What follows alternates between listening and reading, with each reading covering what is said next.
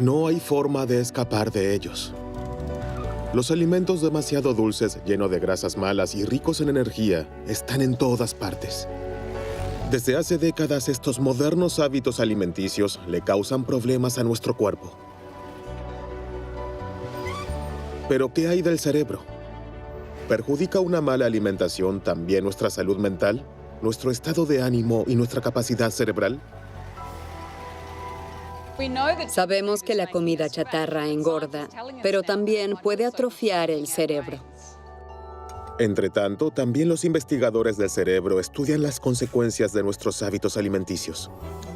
Una alimentación alta en grasas y rica en azúcar produce cambios a largo plazo en ciertas zonas del cerebro. Esta ciencia, aún joven, revela una nueva faceta de nuestra alimentación. Con un aumento en la ingesta de grasas y azúcar, el cerebro se reprograma. Por lo tanto, lo que pasa por nuestra cabeza también depende del contenido de nuestro plato.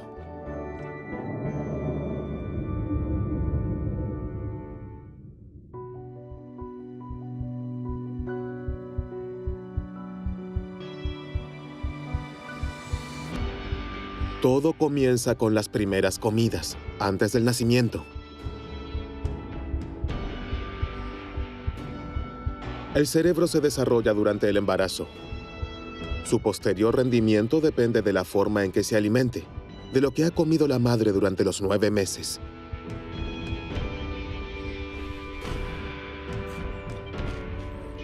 Hace tiempo que se conocen las consecuencias de una mala alimentación para la salud del feto.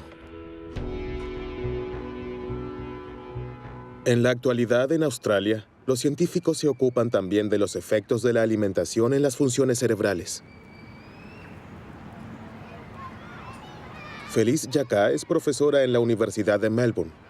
Estudió el comportamiento de miles de niños después de haber observado los hábitos alimentarios de sus madres en un amplio estudio de 23,000 mujeres embarazadas.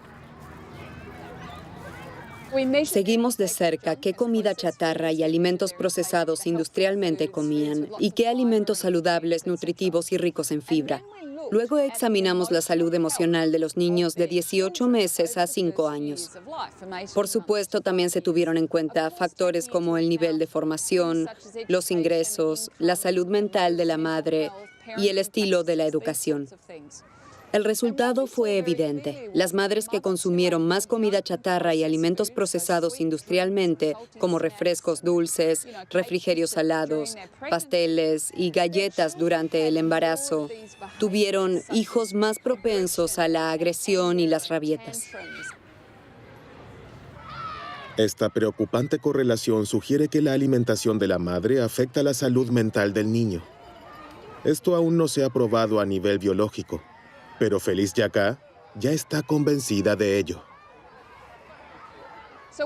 Este amplio estudio noruego mostró que la alimentación de los niños también es importante, independientemente de lo que haya comido la madre. Los niños que comían demasiada comida chatarra y muy poca comida saludable a menudo mostraban un comportamiento furioso o agresivo, pero también dolor, miedo, inquietud y pesadillas. Desde entonces, las conclusiones de Felice Jacka han sido confirmadas por estudios en España, los Países Bajos y Canadá. Los investigadores del cerebro ven la causa en una ingesta excesiva de azúcar y grasas, pero también en una alimentación desequilibrada. Los alimentos procesados industrialmente y la comida chatarra, que a menudo carecen de nutrientes, no proporcionan lo que necesita el cuerpo, y especialmente las neuronas. En este laboratorio de la Universidad de Burdeos, los científicos están investigando los efectos de la alimentación incompleta en el cerebro de ratones.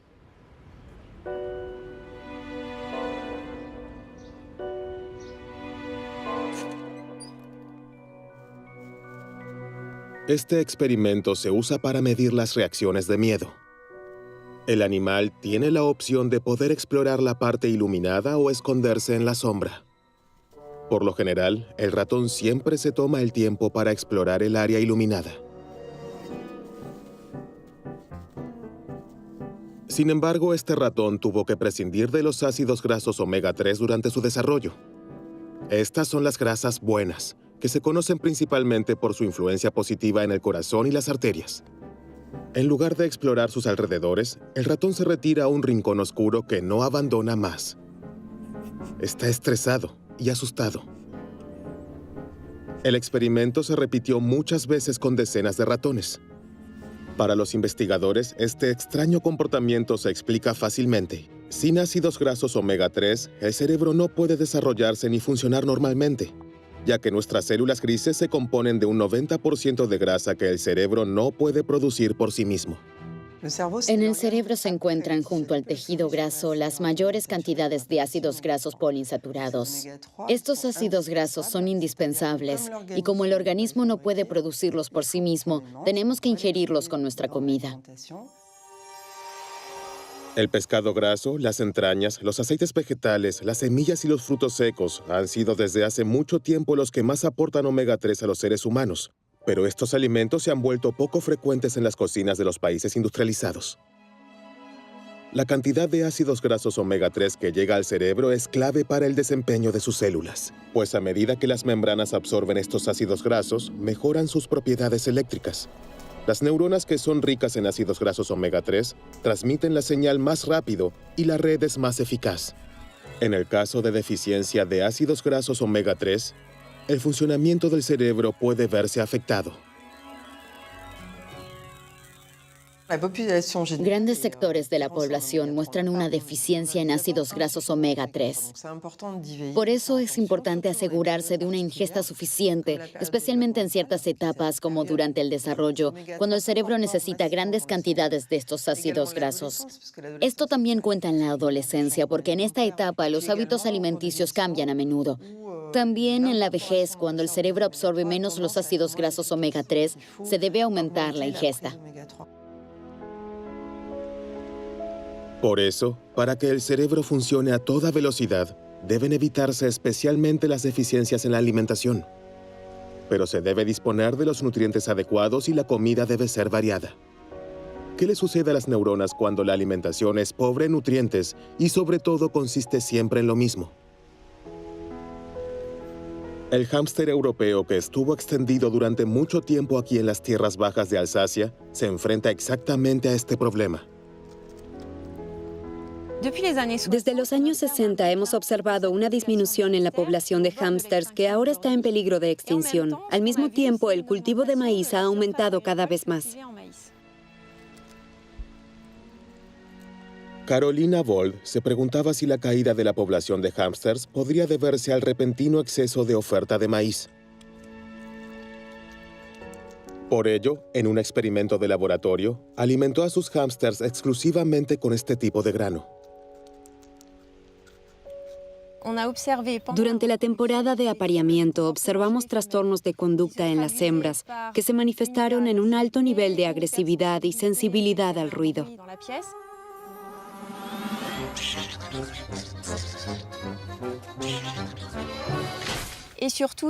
Pero sobre todo, estas hembras se comían a sus crías el día de su nacimiento. Esto se observó en más del 80% de las hembras. La mala alimentación es suficiente para convertir al hámster en un asesino de hijos. La causa es la falta de una simple vitamina.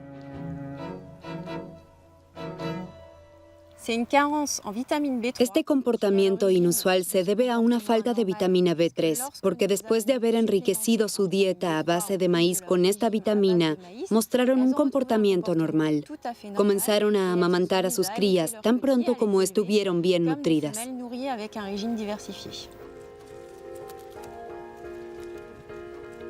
El canibalismo de los hámsters es preocupante.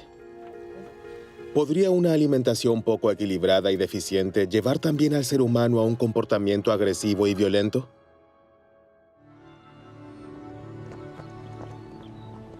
Ab Sahlberg es doctor en psicología y asesor político del Ministerio de Justicia. Su área de especialización, alimentación y delincuencia. Está convencido de que enriquecer la alimentación con vitaminas, ácidos grasos y minerales puede reducir la agresividad.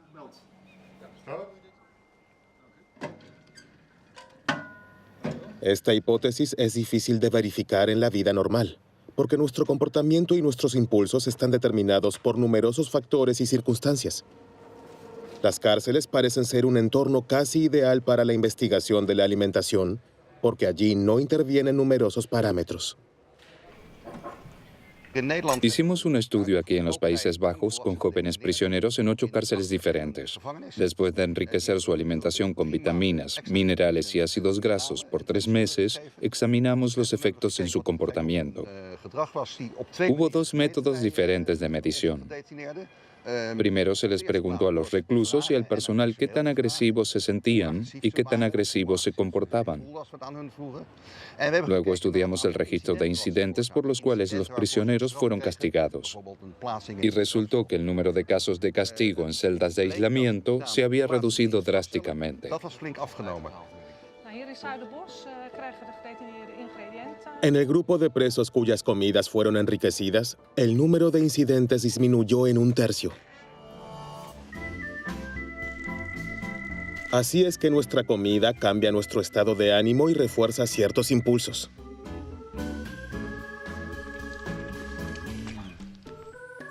Pero ¿puede la alimentación influir también en las decisiones que creemos tomar libremente?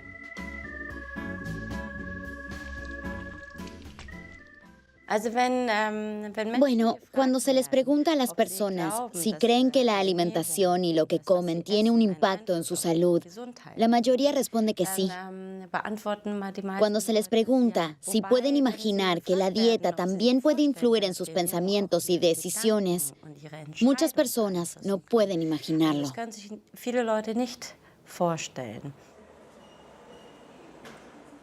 Pero eso es exactamente lo que ha demostrado por primera vez So-Yeon Park del Instituto de Psicología de la Universidad de Lübeck.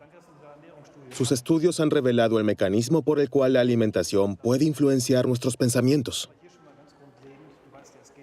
Con este fin, la investigadora desarrolló un experimento muy original.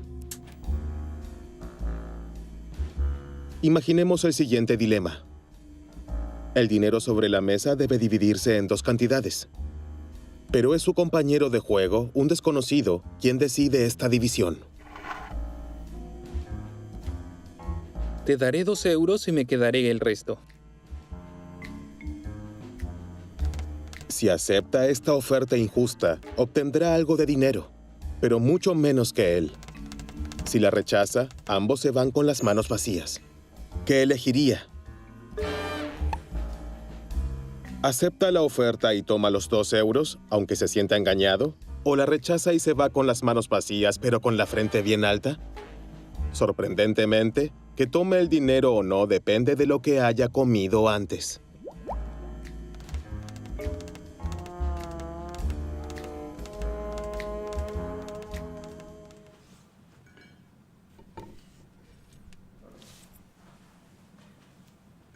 En este estudio, examinamos 24 sujetos que vinieron al laboratorio 2 veces y tomaron desayunos diferentes. Y lo que descubrimos es que la misma persona tomó decisiones muy distintas dependiendo de lo que comió esa mañana. Para los sujetos de la prueba, ambos desayunos se ven iguales. Pero en realidad, uno contiene muchas más proteínas que el otro. El único parámetro que cambia es la proporción de proteínas y azúcar. Unas pocas horas después de la comida, el sujeto de prueba debe realizar varias pruebas en el ordenador. Hoy tiende a aceptar la oferta. Su interés personal pesa más que su disgusto. Será un poco más rico al final del día. La semana anterior la había rechazado a menudo y casi no ganó nada.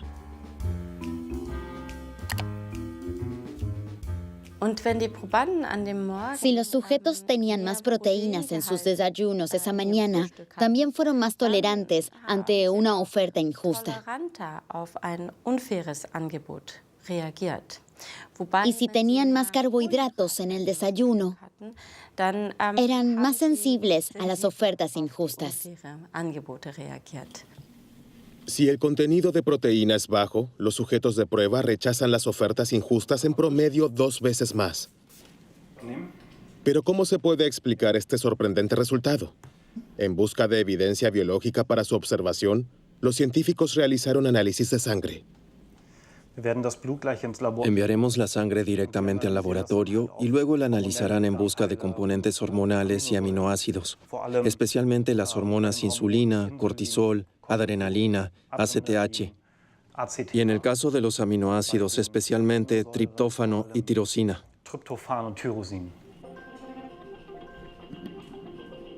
La sustancia más importante en esta lista es la tirosina. Este aminoácido es la sustancia precursora de la biosíntesis de una proteína que es fundamental para las funciones cerebrales, la dopamina. Este neurotransmisor garantiza la comunicación entre las neuronas responsables de la motivación y la disposición a correr riesgos. Los resultados del análisis de sangre muestran que los sujetos cuya sangre contiene más tirosina tienen más probabilidades de aceptar la oferta injusta. En pocas horas, lo que comemos provoca un ligero cambio en la química de nuestro cerebro y también en la comunicación entre las neuronas. Esto es suficiente para influir en ciertas decisiones. En el Instituto de Psicología de Lübeck continuarán los experimentos a fin de confirmar este resultado, ya que los posibles efectos son amplios. Si tenemos en cuenta que comemos 3 veces al día y eso todos los días, el poder que tiene la alimentación para cambiarnos o formarnos es enorme. Y eso definitivamente debería darnos algo en qué pensar cuando se trata de cómo podemos usar la alimentación para favorecer nuestro bienestar u optimizar nuestra mente. Una alimentación incompleta no solo produce un cambio en la función y el comportamiento del cerebro e influye en nuestras decisiones cotidianas. Cada vez es más evidente que la alimentación juega un papel vital en nuestro estado de ánimo.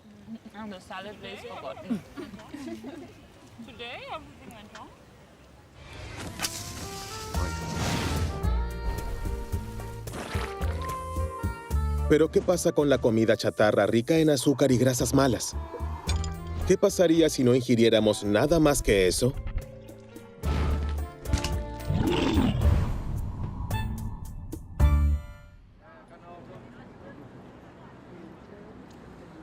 Científicos australianos de la Universidad de Sydney se ocupan de esta cuestión.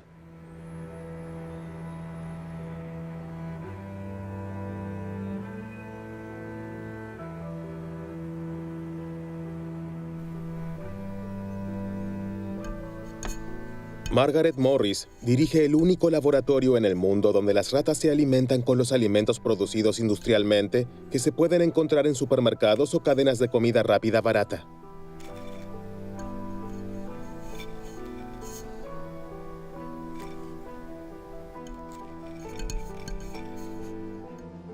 Para nuestro experimento, damos de comer a las ratas alimentos habituales como paté de carne, papas fritas, pasteles y galletas. Todos estos alimentos están disponibles en todas partes y son baratos. De esta manera, simulamos la alimentación del mundo occidental. La primera consecuencia de esta alimentación, la rata come porciones el doble de grandes. El animal nunca parece estar satisfecho. Sin embargo, esa no es la mayor sorpresa.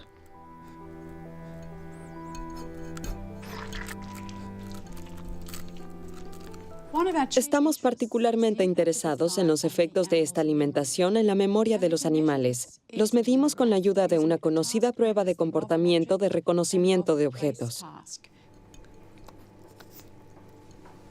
Para esta prueba, la investigadora coloca algunos objetos en la jaula de una rata.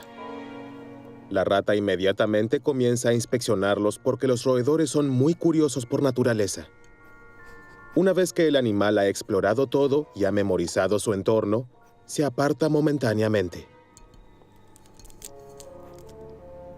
Movemos un objeto y volvemos a colocar a la rata en la jaula.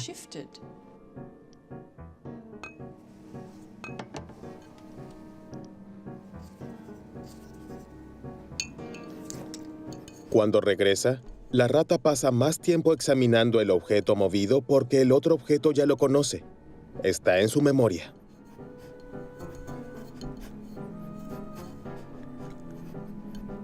Sin embargo, las ratas sobrealimentadas muestran un comportamiento diferente.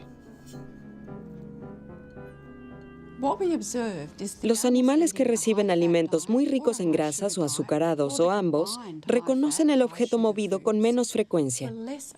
A diferencia de las ratas sanas, dedican aproximadamente la misma cantidad de tiempo a examinar ambos objetos. Esto indica un daño en la memoria espacial.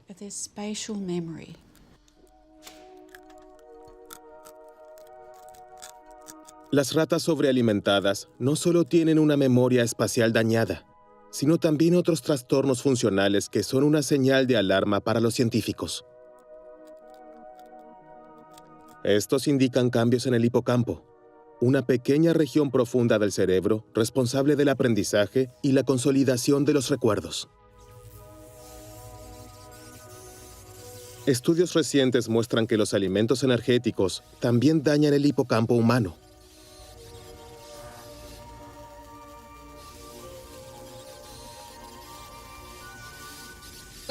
Observamos, por ejemplo, que la calidad de los alimentos afecta al tamaño del hipocampo y también al volumen de materia gris y blanca. Los primeros estudios de intervención muestran que una alimentación de 4 días con comida chatarra es suficiente para deteriorar las funciones cognitivas relacionadas con el hipocampo. Ahora, Margaret Morris está tratando de averiguar cómo los alimentos energéticos dañan el cerebro de sus ratas y reducen su rendimiento. Tiene una hipótesis. El consumo excesivo de grasa y azúcar desencadena una reacción inflamatoria que se propaga a las neuronas.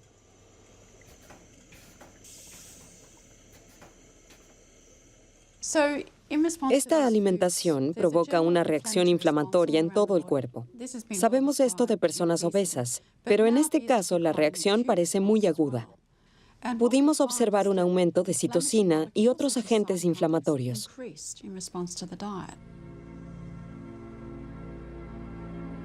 Una alimentación demasiado abundante desequilibra el sistema inmunitario. Este se defiende y desencadena una reacción inflamatoria, especialmente en el tejido adiposo. Nuestra grasa luego libera sustancias que extienden esta inflamación a todo el cuerpo. Hasta ahora, se supone que las neuronas están libres de este fenómeno porque están protegidas por la llamada barrera hematoencefálica. Esta membrana rodea los vasos sanguíneos y normalmente protege el cerebro. Creemos que esta inflamación creciente podría extenderse desde el cuerpo hasta el cerebro. Esto podría deberse a que la alimentación daña y hace permeable la barrera hematoencefálica, que de otro modo protege al cerebro de las sustancias proinflamatorias, de modo que estas sustancias se introducen en el cerebro. De esta manera, la inflamación penetra en las meninges y allí causa un fenómeno particularmente sorprendente. En su laboratorio, Sophie Layet demostró recientemente que ciertas células inmunes en el cerebro de sus ratones sobrealimentados, las células microgliales, comienzan a comerse las neuronas.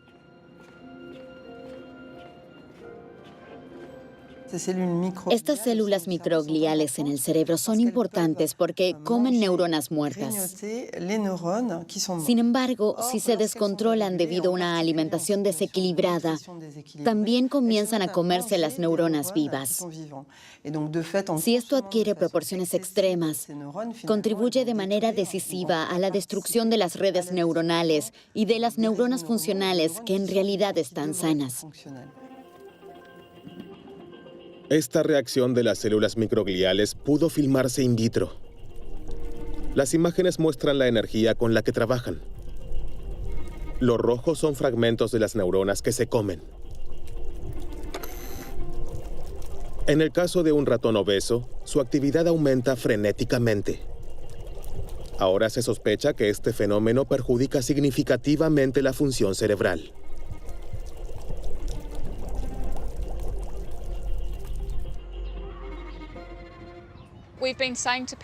Llevamos 30 años diciéndoles a las personas, no coman estos alimentos, podrían sufrir un ataque cardíaco, cáncer o diabetes. Pero el comportamiento alimentario se ha mantenido igual. Si los consumidores ahora se enteran de que su alimentación es muy importante para la salud de su cerebro y la de sus hijos, es de esperar que estén más dispuestos a cambiar sus hábitos alimenticios.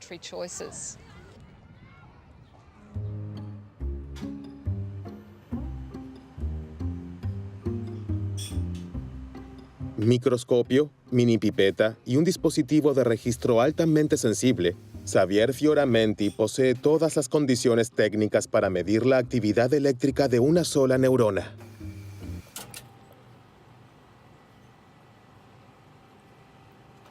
El principio es simple. El corte cerebral de un ratón se encuentra en un líquido que lo mantiene vivo.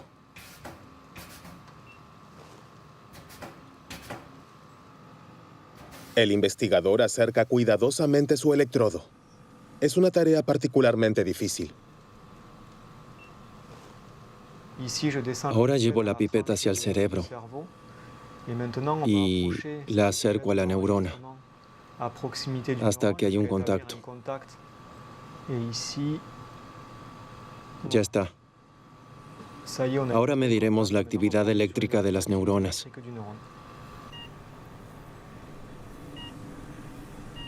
Las oscilaciones hacia arriba son potenciales de acción. De esta manera, las neuronas codifican su información. El tiempo que pasa entre cada oscilación representa el mensaje que envía la neurona. Ahora aumentaremos la concentración de glucosa en el líquido. Veamos si esta célula reacciona. Como puede observarse, esta célula reaccionó al aumentar la actividad eléctrica. El potencial de acción es más fuerte que antes de aumentar el contenido de glucosa.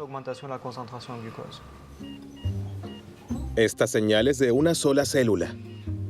Sin embargo, en el cerebro, todas las neuronas están conectadas entre sí.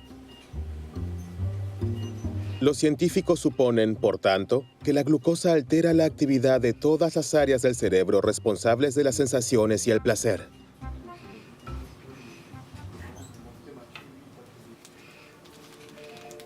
Entonces, ¿el azúcar toma el control de nuestra libertad de elección? Hasta ahora es solo una hipótesis. Por eso la adicción al azúcar es ahora objeto de una intensa investigación en los laboratorios. Y cada vez es más evidente que la influencia del azúcar es semejante al poder de una droga.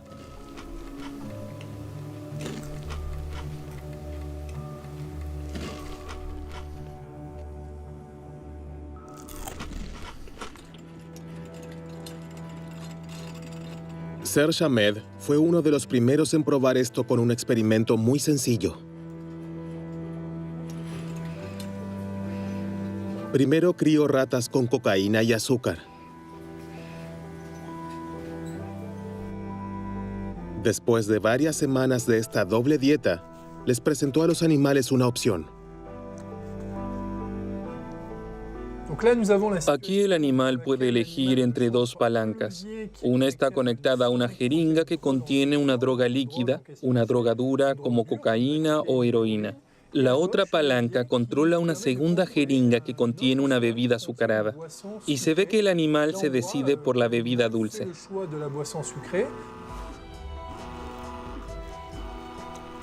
Las ratas eligen agua azucarada 4 veces más a menudo que la droga.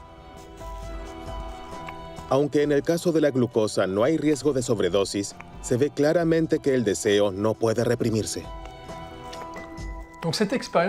Este experimento muestra que el azúcar tiene un potencial adictivo más alto de lo que pensábamos anteriormente. Incluso puede ser más adictivo que las drogas duras como cocaína y heroína.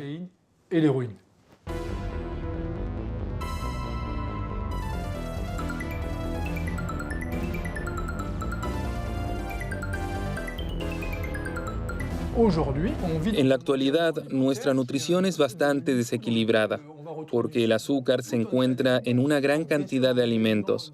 Por supuesto, esto incluye alimentos dulces, como bebidas azucaradas, pero también productos que no esperamos, como jamón o sopa.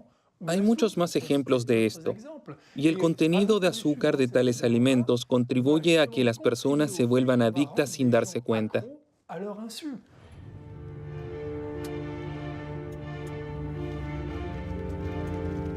Aquí en el Oregon Research Institute se investiga el impacto de los alimentos azucarados en el cerebro humano.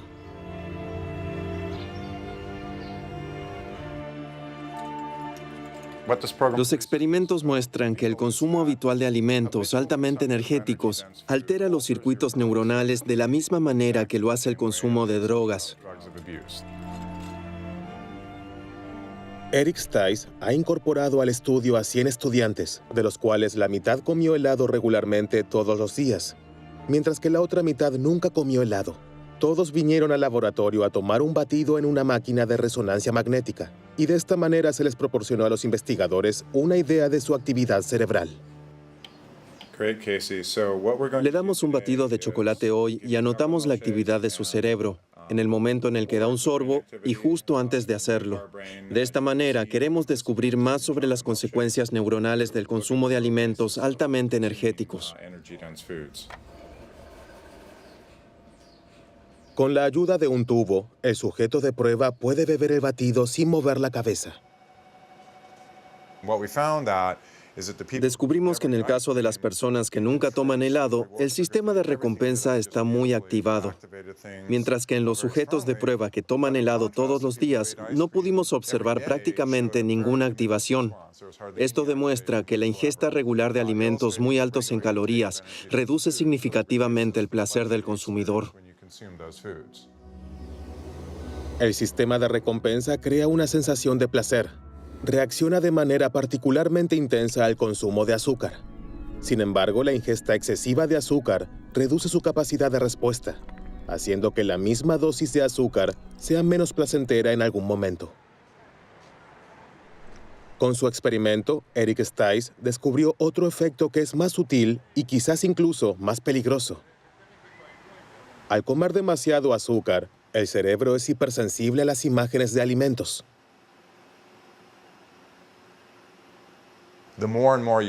Mientras más helado coma, menos se activará su sistema de recompensa. Por otro lado, reacciona mucho más intensamente a los estímulos que prometen un pronto consumo de helado, como cuando pasa con el coche por una heladería o ve un comercial en la televisión. Responde a estos estímulos de manera mucho más intensa que las personas que nunca comen helado. Y eso incita a comer, a pesar de no tener hambre, lo que lleva a la obesidad y todos los problemas de salud que resultan de ella. Esta influencia directa de los alimentos en nuestro cerebro cumple una función importante en la selección de nuestra comida diaria.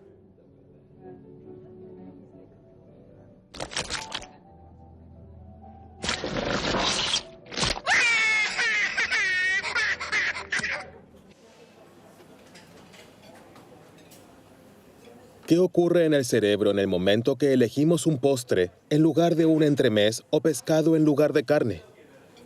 ¿Quién mueve realmente los hilos?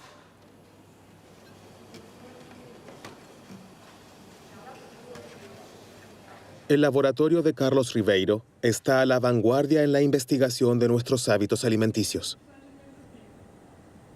Queremos encontrar todos los componentes, todos los genes, sustancias y neuronas que influyen en nuestro comportamiento alimentario. Para esto tenemos que observar efectos muy pequeños, apenas perceptibles. Un animal muy simple, la mosca, le permite ir por nuevos caminos y probar nuevas hipótesis. Para comprender el comportamiento de alimentación de la mosca, Carlos Ribeiro ha desarrollado un dispositivo con el que puede seguir en detalle las decisiones del insecto.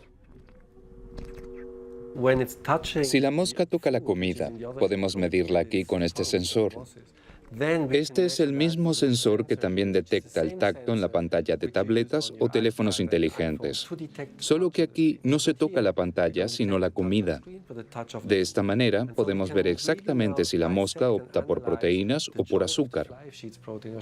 Pero también investigamos cómo come, en qué cantidades, con qué rapidez y con qué frecuencia.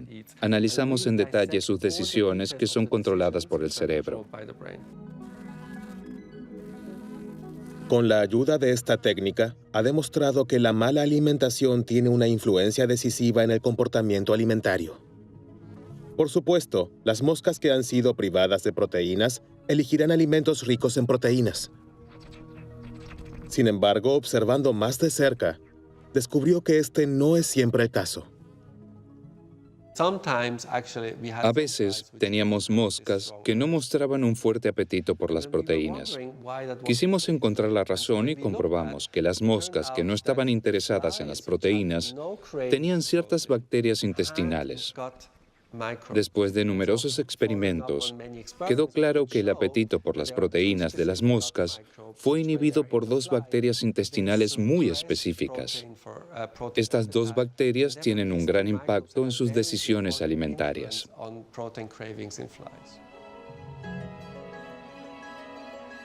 El comportamiento alimenticio de las moscas está influenciado por las bacterias en sus intestinos.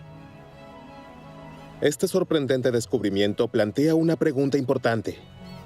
¿Las bacterias en nuestra propia flora intestinal, conocida por los científicos como microbiota intestinal, afectan también nuestro cerebro? ¿Cumplen alguna función en nuestros hábitos alimenticios?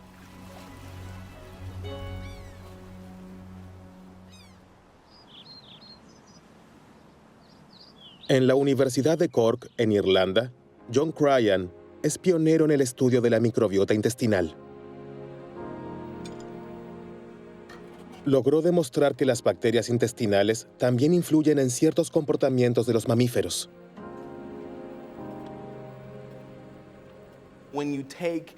Si se toman las bacterias de ratones extremadamente miedosos y se las implanta en ratones normales, también se vuelven miedosos. Esto también se aplica al revés. Con las bacterias de los ratones normales, se puede normalizar el nivel de estrés de los ratones miedosos.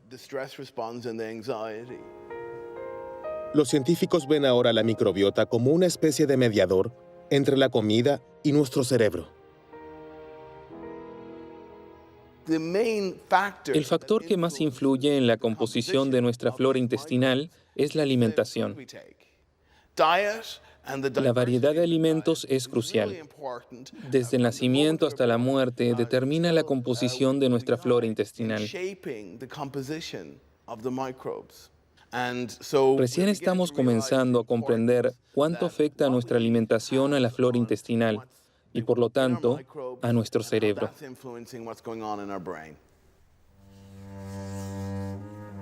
El hecho de que nos sintamos bien depende, entre otras cosas, del bienestar de nuestra microbiota. Una alimentación que es buena para nuestro estado de ánimo es principalmente una que agrade a las bacterias de nuestro intestino. A partir de este descubrimiento, surgió la idea de mimar el cerebro con la ayuda de la alimentación y promover la salud mental. Y aquí los científicos están particularmente impresionados por la famosa dieta mediterránea. La cocina mediterránea tradicional es muy rica en alimentos vegetales, muchos tipos diferentes de lechuga y verduras de diferentes colores, pero también frutas. Las legumbres, es decir, frijoles, lentejas y garbanzos, también son muy importantes. También hay frutos secos y granos, pescado y, por supuesto, aceite de oliva. El aceite de oliva es una parte muy importante de la dieta mediterránea. Creemos que esta amplia diversidad también conduce a una gran variedad de bacterias en nuestros intestinos. Y esta diversidad de la flora intestinal, a su vez, garantiza una buena salud.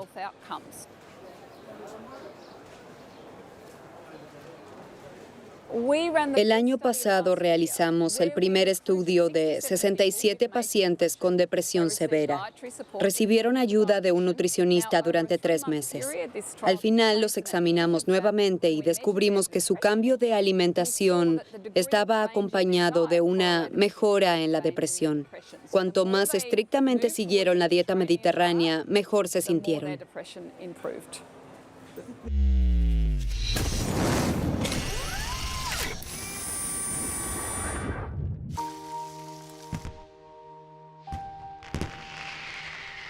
Alimentación al servicio del cerebro. Esta idea se está imponiendo cada vez más. Los científicos ahora están siguiendo todas las pistas. Las especias que se han utilizado en la medicina tradicional india durante siglos ahora se están investigando en los laboratorios debido a sus efectos positivos en la psique.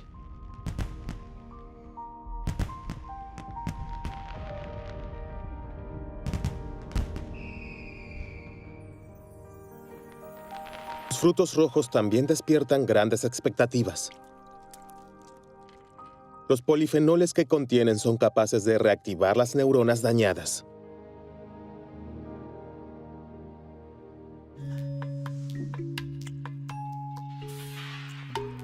Entonces, ¿son los frutos rojos y las especias remedios milagrosos que mantienen nuestras neuronas siempre jóvenes? Aún es demasiado pronto para responder a esta pregunta. La ciencia recién está comenzando a desentrañar los misterios de esta increíble conexión entre la alimentación y el cerebro. El menú ideal para nuestras células grises aún se desconoce en gran parte.